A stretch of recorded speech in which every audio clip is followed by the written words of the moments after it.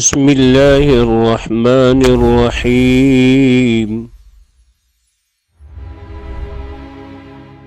بسم اللہ الرحمن الرحیم سورۃ الفاتحہ کا خلاصہ۔ قرآن کا آغاز 7 آیات پر مشتمل ہے اور سورۃ الفاتحہ کا نام ام الکتاب ہے، یعنی اس کو ام الکتاب بھی کہا جاتا ہے۔ یہ سورت اللہ تعالیٰ اور بندے کے درمیان ایک مکمل مکالمہ اور اللہ سے رہنمائی اور مدد طلب کرنے کا ایک مکمل طریقہ ہے۔ اس میں بنیادی موضوعات یہ ہے کہ موضوعات کو 3 حصوں میں تقسیم کیا جا سکتا ہے۔ نمبر 1، اللہ کی حمد و تعریف، عظمت کا اقرار۔ یہ سورت اللہ کے بابرکت نام سے شروع ہوتی ہے، الحمدللہ رب العالمین۔ تو اس میں تمام تعریفات، شکر اور خوبیاں صرف اللہ تعالی کے لیے مخصوص کی جاتی ہیں، جو تمام جہانوں کا پالنے والا ہے۔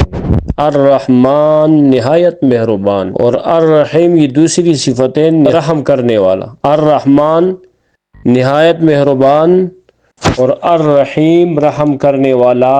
یہ صفات اس بات کی عکاسی کرتی ہے کہ اللہ تعالیٰ کی رحمت ہر شے پر حاوی ہے۔ اقتدار کے طرف مالک یوم الدین سے اشارہ ہوا کہ روز جزا کا مالک بھی اللہ تعالیٰ ہے، یعنی آخرت میں اس کے مکمل اقتدار اور انصاف کو مالک یوم الدین واضح کرتا ہے۔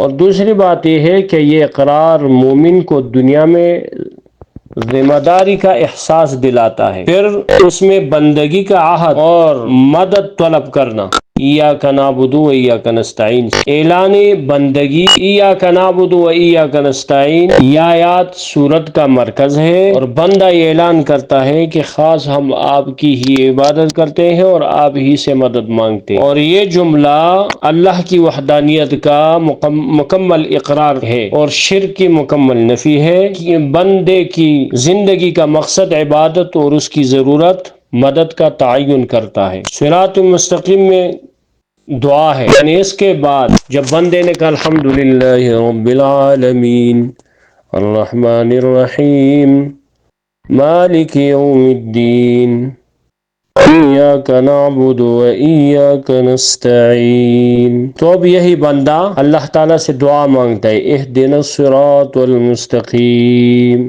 ہمیں سیدھا راہ دکھا۔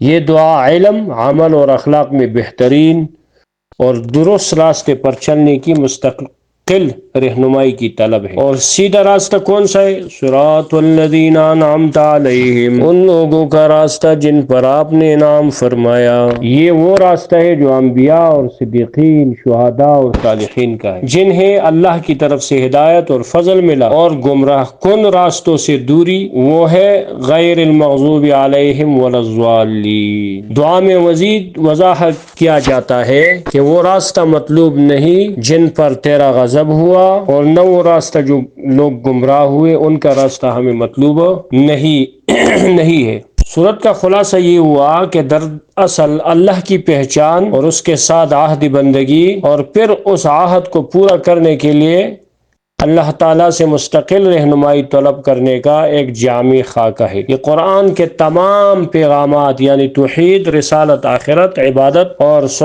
صحیح طریقہ حیات کا اختصار پیش کرتی ہے۔ بسم اللہ الرحمن الرحیم الحمدللہ رب العالمین، سب تعریف اللہ کے لیے ہے جو تمام جہانوں کا رب ہے۔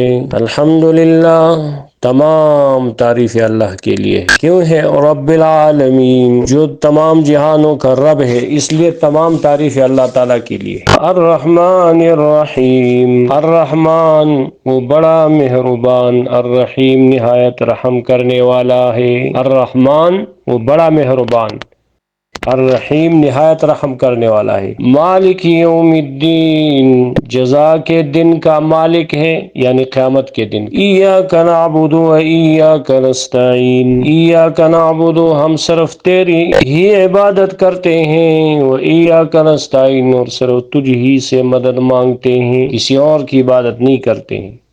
صرف آپ کی عبادت کرتے ہیں اور آپ سے مدد مانگتے ہیں۔ اہدنا الصراط المستقیم، ہمیں سیدھا راستہ دکھا، صراط الذین انعمت علیہم، ان لوگوں کا راستہ جس پر تو نے انعام فرمایا، غیر المغضوب علیہم ولا الضالین، غیر المغضوب، نہ ان لوگوں کا جن پر غضب کیا گیا ہو، ولا الضالین، اور نہ گمراہ لوگوں کا۔